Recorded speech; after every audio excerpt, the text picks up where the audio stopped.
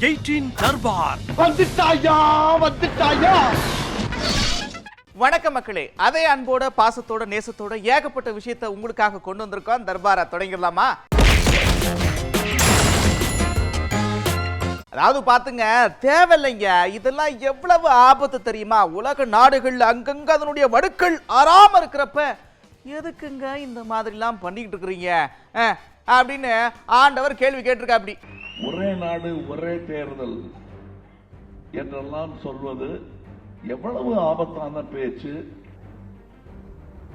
அதை செய்து பார்த்து இது எவ்வளவு பெரிய கொடுமை என்பதை உணர்ந்து அந்த வடுக்கள் இன்னமும் உலகெங்கிலும், ஐரோப்பாவிலும் ரஷ்யாவிலும் பல இடங்களிலும் அந்த வடுக்கள் இருக்கின்றன. இந்தியாவிற்கு அது தேவையில்லை. காரணம், யோசிக்க டைம் வேணும். எல்லாரும் அவசரத்தில் இருப்பாங்க. அந்த யோசிக்கும் நேரத்தை வாக்காளனுக்கு கொடுக்க வேண்டும். ஏன் ஆட்சி பீடத்தில் அமர்பவனுக்கு கூட யோசிக்கும் நேரம் கொடுக்க வேண்டும். அடுத்த 5 வருஷத்துக்கு இதை செஞ்சாதான் அங்க வழி விடுவாங்கிற பயம் வேண்டும் அவர்களுக்கு. எந்த ஆட்சியாளர் சொல்றீங்க? எந்த ஆட்சியாளரையும் சொல்லுகிறேன், இப்பொழுது இருப்பவர்களையும் சொல்லுகிறேன், அப்போது இருந்தவர்களையும் சொல்லுகிறேன், இனி வரப்போபவர்களையும் சொல்லுகிறேன். கோயம்புத்தூரில் நடந்தது தோல்வி என்றால் இவர்கள் ஆட்சிக்கு வந்தது வெற்றி அல்ல. ஜெயிலுக்கு போயிருவீங்க பாத்துங்க. ஒழுங்கா கட்டிருக்கிறீங்களா இல்லையா தெரியும். நீங்க ஒழுங்கா கட்டிருக்கிறீங்களா இல்ல சுமாரா கட்டிருக்கிறீங்களான்னு பெரிய வெள்ளம் ஒண்ணு வரும், அப்போ தெரிஞ்சு போயிடும். கண்டிப்பா பாத்துங்க, ஜெயிலுக்கு போயிருவீங்க. அதுக்காக வெள்ளம் வரணுமான்னு தெரியல அப்படின்னு பேசிக்கிட்டு இருந்த அண்ணன் திடீர்னு ஒரு கேள்வி கேட்கவும் பதில் சொல்லாம போயிட்டா. அப்படி இங்க நீங்க பலமா கட்டிருக்கீங்களா வீக்கா கட்டிருக்கீங்களான்னு நிறைய வெள்ளம் வரும்போது தெரியும். அப்ப தாங்கி நின்றுச்சுன்னா எல்லா தண்ணியும் நீங்க நல்லா கட்டியிருக்கீங்கன்னு அர்த்தம். உடஞ்சி போச்சுன்னா புதுசா கட்டியிருக்கீங்கன்னு அர்த்தம். அப்படி கட்டியிருந்தா என்ன பண்றது? ஜெயிலுக்கு போறோம், வேற வழியே கிடையாது. சார், அமைச்சர் உதயநிதி ஸ்டாலினுக்கு துணை முதல்வர் பதவி தரணும்னு சொல்லி பெரிய இந்த கேள்வி மட்டும் தெரியும். அந்த கேள்வி வலுத்துருச்சா? அட என்ன போங்க, இன்னைக்கும் பழுக்கல, சரி நாளைக்கு ஆச்சு பழுக்குதான்னு பார்ப்போம் அப்படின்னு தினந்தோறும் அந்த துணை முதலமைச்சர் கோரிக்கை பழுத்துச்சா இல்லையான்னு தினமும் பார்த்துக்கிட்டே இருக்கிறாரே தவிர நாட்டில் என்ன நடந்த அவருக்கு என்னங்க ஒரு கவலையும் இல்லைன்னு அக்கா பேசிருக்காங்க. முதலமைச்சர் அவர்கள் இந்த கோரிக்கை வலுத்தது இன்னும் பழுக்கவில்லை என்று சொல்லிட்டு அதை பழுக்க வைக்கிற முயற்சியிலேயே முழுதல் ஈடுபாடோடு இருக்கிறார். அதாவது இந்த வதந்தியை அவங்க தான் பரப்ப விடுறாங்க. இன்னைக்கு நாளைக்கு உதயநிதி அப்படின்னு. ஆக இன்னைக்கு தமிழ்நாட்டில் மிகப்பெரிய பிரச்சனைன்னா தண்ணி பிரச்சனை இருக்குது, போதை பழக்கம் இருக்குது, என் திருமாவளவனே மது பழக்கம் இருக்குது, அதனால தான் நான் மாநாடு நடத்துகிறேன்னு சொல்கிறாரு. செல்வ பெருந்தகை என்ன சொல்கிறாருன்னா, நான் காமராஜர் ஆட்சியை கொண்டு வர போகிறேன், உங்கள் ஆட்சியெல்லாம் சரியில்லைன்னு சொல்கிறாரு. ஆனால் இதை பற்றிலாம் தமிழக அரசுக்கு கவலை இல்லைங்க. உதயநிதிக்கு என்னைக்கு முடிசூட்டலாம் அப்படின்னு அவங்க எல்லாம் யோசனை செய்து கொண்டு இருக்கிறார்கள். இது அப்பட்டமான ஒரு மாற்று அரசியலாக போய்கொண்டு இருக்கிறது. அதற்காக தான் நல்ல மாற்று அரசியலை கொண்டு வர வேண்டும் என்று நாங்கள் போராடி கொண்டு இருக்கிறோம். அதாவது பார்த்துங்க, மேடைக்கு மேடை ஏறி 6 மணி நேரம் பேசுகிறேன், வேத்து விறுவித்து பேசி என்ன பிரயோஜனம்? இப்படிலாம் பேசி மேடை விட்டு இறங்கி போகிறப்ப அங்கேருந்து ஒருத்தர் வருவா. அப்படி மாயாண்டி குடும்பத்தால் நல்லா நடிச்சிருக்கிறீங்க சீமா, என்ன சீமா அதுக்கப்புறம் நடிக்கவே இல்லையா அப்படின்னு கேட்பாங்க. என்ன போங்க ஒன்றும் புரியல அப்படின்னு அண்ணன் வேதனையை மனக்குமரலை கொட்டியிருக்கா. அப்படி போய் பாரு, கருணாநிதி 250 கோடியில் சமாதி கட்டி படுத்திருக்காரு. உன் பாட்டிக்கு சமாதி வா காட்டுறேன், இந்த இங்கே கடத்தருவில் வரியா? கோழி கூட பெருசாக இருக்கும்டா, வா. அதுக்கப்புறம் உனக்கு கோவரில் நான் பேசுறதை விட்டு போயிடுறேன். நல்லா படம் எடுத்து பழச்சிக்கிருவேன். நான் எனக்கு இந்த கருமம் 5 மணி நேரம் வேர்க்க வருவருக்கு ஒரு நாளைக்கு 6 மணி நேரம் பேசியிருக்கேன். 40 நாள். எல்லா மருத்துவரும் இப்படி பேசலாமான்றான். அப்படி பேசியே ஒன்றும் விடியலையே. வேர்க்க விறுவிறுக்க பேசிட்டு இறங்கி போகும்போது வாரத்தில் 9 மாயண்டி குடும்பத்தில் சூப்பராக ஆக்ட் பண்ணியிருக்கீங்க, நல்லா பண்ணியிருக்கிய. இப்போ எதுவும் நடிக்கலையா, படங்களும் எடுக்கலையாங்கிறேன். மாட்டு குழப்ப தடவிட்டா இந்தியா புறம் பிரச்சனைங்க. என் மீனவனை சுட்டு கொண்டு போறான், வலைய பறிச்சுக்கிறான், படகை பறிச்சுக்கிறான், மொட்டை அடிச்சு அனுப்புறான், ஜெயிலில் போடுறான். அது அவனுக்கு அப்புறம் நாட்டு இஷ்யூ, லட்டு இஷ்யூ. விஷ பாம்புன்னு சொல்றாரு, உள்ள நுழைய பார்க்குதுன்னு சொல்றாரு. யாரை சொல்லியிருப்பா? அப்படி அவங்கள சொல்லியிருப்பாரோ இல்லை இவங்கள? உங்களுக்கு எதுவும் தெரியுமா? யாரை சொல்லியிருப்பாருன்னு ஒன்றும் தெரியலண்ணே, நீங்களே சொல்லுங்க யாருன்னு. தேசிய இயக்கங்களை இந்த தமிழகத்திலிருந்து விரைத்து 57 ஆண்டு காலம் ஆனனால் அதற்கு காரணம் பேரறிஞர் அண்ணா. 67 விரட்டி அடிச்சோம் காங்கிரஸ. நீ வரைக்கும் இந்த காங்கிரஸ் இந்த 57 வருஷம் ஆச்சு. இப்போ புதுசா இன்னொரு விஷப்பாம்பு உள்ள நுழைய பார்க்குது. ஆனால் பேரறிஞர் அண்ணா உருவாக்கப்பட்ட நாம், சுயமரியாதை இயக்கத்தை கொள்கையாக கொண்டிருக்கின்ற நாம் எந்த காலத்திலையும் யாருக்கும் அடிமையாக இந்த தமிழ்நாடு இருக்காது. மகாராஜா மோடி எலெக்ஷன் வந்தது இல்லைன்னா இன்னைக்கு 2500 ரூபாய் இருக்கும் கேஸ். எலெக்ஷன் வரவே கொஞ்சம் குறைச்சிட்டாங்க. எப்பா இன்னும் எத்தனை நாளைக்குப்பா தெர்மாக்கோலுன்னுவீங்க? என்ன நாங்களா அதை ஆராய்ச்சி பண்ணி செய்கிறோம், அந்த அதிகாரிகள் சொல்றாங்க நாங்கள் செய்கிறோம். அதுக்காக இன்னுமா போய் தெர்மாக்கோல் விஞ்ஞானின்னு ஒரு நியாயம் வேணாமா? இதையும் தாங்க இதையும் வேண்டும் என்று சொல்வார். வசவாளர்கள் வைவாங்க. இன்னைக்கு எத்தனை பேர் ஓட்டு வாங்க யூடியூப் இதுலாம் பார்த்தீங்கன்னா சரி, தெர்மாக்கோல் பாட்டுப்பாங்க. நானா தெர்மாக்கோல் போட்டேன். ஏப்பா என்னை போய் நானா போய் நான் புதுசாக கண்டுபிடிச்சேன். அதிகாரி சொல்றாரு கூட போன அமைச்சர் போடுறோம் செய்யறோம். என்ன சொல்றீங்க? என்னப்பா நீங்க ஒன்றும் ஒத்துக்கிற மாட்டேங்க. இங்க நானா போய் ஆராய்ச்சி செஞ்சா செய்ய என்னை போய் தெர்மாக்கோல் இன்னைக்கு சொல்லுவாங்க. இன்னைக்கும் கூட ஓட்டிட்டு இருக்கிறேன்.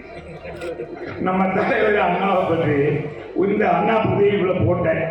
தெர்மாக்கோல் விஞ்ஞானி நிப்பாட்டிக்கப்பா, முதல்ல நிப்பாட்டிக்கின்றான்.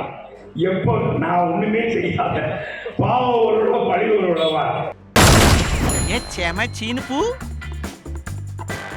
ஏப்பா யாருப்பா இந்த மாதிரிலாம் பண்ணாதீங்கப்பா. அவர் தான் திறந்து வைக்கிறதுக்கு வராரு, ரிப்பன்லாம் கட்டியிருக்கிறாங்க, பூலாம் வச்சு பயங்கரமா டெக்கரேஷன்லாம் பண்ணியிருக்கிறாங்க, தெரியுமா இல்லையா? நீங்க பாட்டு பொசுக்குன்னு போய் திறந்து விட்டுறீங்க. பாருங்க அவர் கோவப்பட்டிருக்கிறாரு. தயவு செஞ்சு எந்த ஒரு மனுஷனையும் இப்படி சங்கடப்படுத்தாதீங்கப்பா. ஆனால் இந்த ஊர்ல இருக்கிற யாரோ சில புண்ணியவான்கள் நாங்கள் டேம் கட்டி இருக்கிறோம், இன்னும் அந்த கதவுக்கு நாங்கள் பூட்டு போடவில்லை. நான் சொன்னேன் கொஞ்சம் தண்ணீர் தேக்கி வைக்கின்றேன். தேக்கி வைத்த தண்ணீரை இரவோடு இரவாக எந்த காலி பயிர்களோ இந்த கதவு திறந்து இருக்கிறார்கள். நான் திறந்து விட்டதாலே அவர்கள் பெரியவர் என்று சொல்ல மாட்டேன். ஆனால் என்னிடத்தில் போலீஸ் இருக்கிறது. 15 நாளைக்குள்ள உங்களை எல்லாம் பிடித்து புறப்பாடிக்கு அனுப்பிய தீர்வு. ஜாக்கிரதையாக இருக்கிறது. இது பொது சொத்து. உங்க அப்பா விடுதலை, எங்க அப்பா விடுதலை. ஆளுக்கு இப்படி கோவப்பட்டுக்கிட்டே இருந்தா எப்படி? பாருங்க அண்ணன் இப்படி கோவப்பட்டாரா, இப்ப அடுத்து இந்த அண்ணனும் அப்படிதான் கோவப்பட்டிருக்க. பேரு வைங்கன்னு குழந்தை எட்டு வந்து கொடுத்துருக்குறாங்க, அதுக்கு கத்திவிட்டாரு பாவம். என்ன போங்க.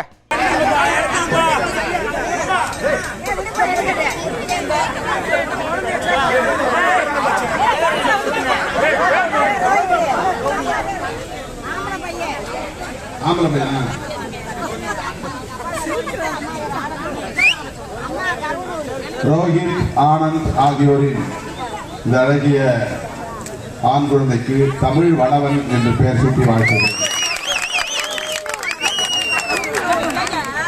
அதாவது பாருங்க, தலைவருக்காக உயிரையே கொடுப்போம் அப்படின்னு தொண்டர்கள்லாம் இருப்பாங்க. அப்படித்தான் ரத்த தான முகாமுக்கு ரத்தம் கொடுக்க போயிருக்கிறாரு. என்ன ஆச்சுன்னு தெரியல, புசுக்குன்னு ரத்தத்தை கொடுக்காம விளையாண்டா. அப்படி பாருங்க.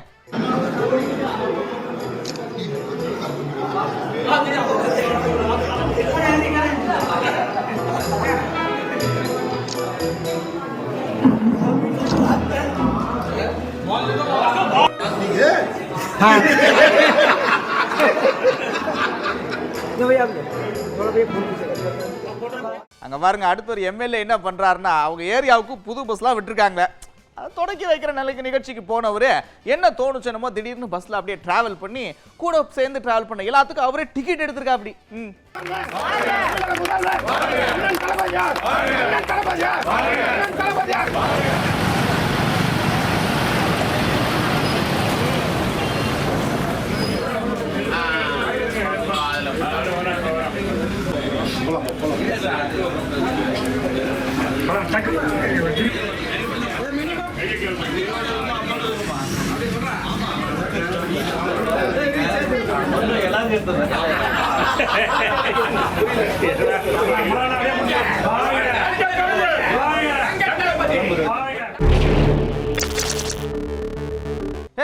எத்தனை நாளைக்கு தான்ப்பா சும்மா கூட்டு வந்து அரண்மனையே சுத்தி சுத்தி காட்டிட்டு இருப்பீங்க? நாங்களும் அரண்மனைக்கு வெளியில என்ன இருக்குன்னு பார்க்க வேண்டாமா அப்படின்னு 2 பேர் அப்படியே மைசூர் அரண்மனையில இருந்து வெளியில அப்படி ஒரு மிரட்டி இருக்கிறாங்க.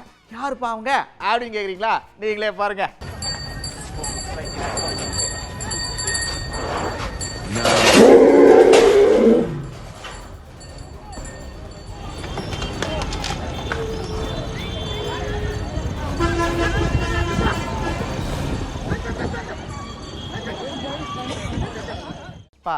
கார்ல போறவங்க கொஞ்சம் சூதானமா போங்கப்பா. என்ன அவ்வளவு அவசரம்? இங்க பாருங்க, நொய்டால இப்படித்தான் 2 வீலர்ல போயிட்டு இருக்கிற ஒரு பிள்ளை இடிச்சிட்டு இருக்காங்க.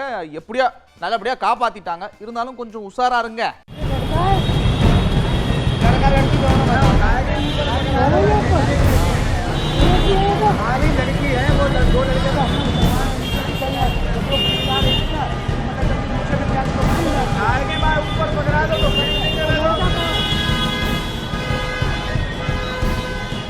தப்புங்க, இதெல்லாம் ரொம்ப ரொம்ப தப்புங்க. இப்பெல்லாம் பண்ணலாமா?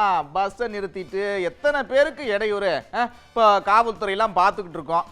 என்ன போங்க. துடுக்கே தௌலத்தே நாங்க கொஞ்சம் துணிஞ்சவனா பாத்தா சாவே அஞ்சம். ஏய் ஏய் யார் பாதே ஏய் அப்படின்னு வந்துச்சு பாருங்க ஒரு சவுண்டு. ஹல்லுல 3 பேருக்கும் அப்படியே திருடின வண்டியை விட்டுட்டு ஓடிட்டாங்க.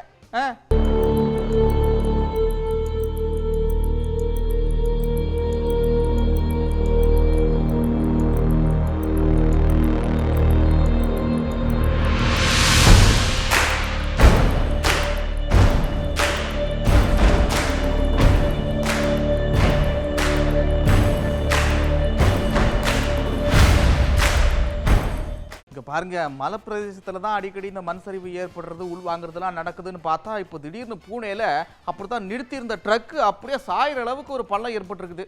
என்ன ஏதுன்னு மக்கள்லாம் விசாரிச்சுட்டு இருக்கிறாங்க. ஆமா,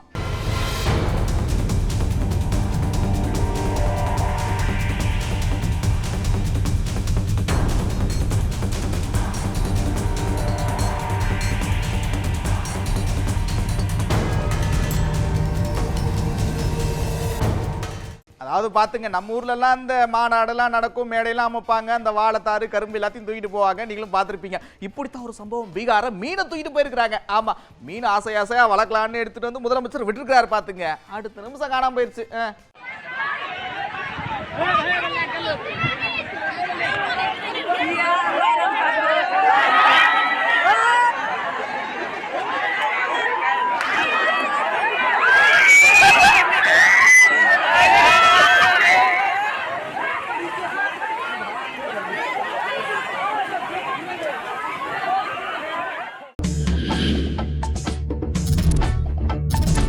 அதாவது வசந்த காலம் வந்துருச்சு அப்படின்ற அறிகுறி கொடுக்கறதே இந்த பூதானா. அதனால தான் ஜப்பான்ல இந்த தேசிய மலரா வச்சிருக்காங்கன்னா பாத்துங்க.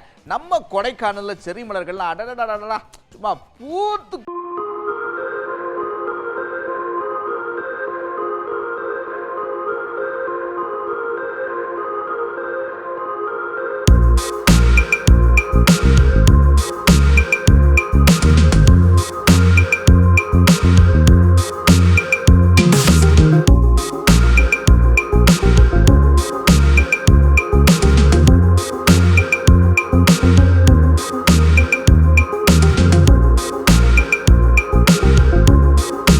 தர்பார்ல கடையை சாத்துற நேரம் வந்துருச்சு. மறுபடியும் இதே மாதிரி ஒரு தர்பார்ல உங்களை சந்திக்கிறேன். அதுவரை விடைபெறுவது நான் நந்தா. இது 18 தர்பார்.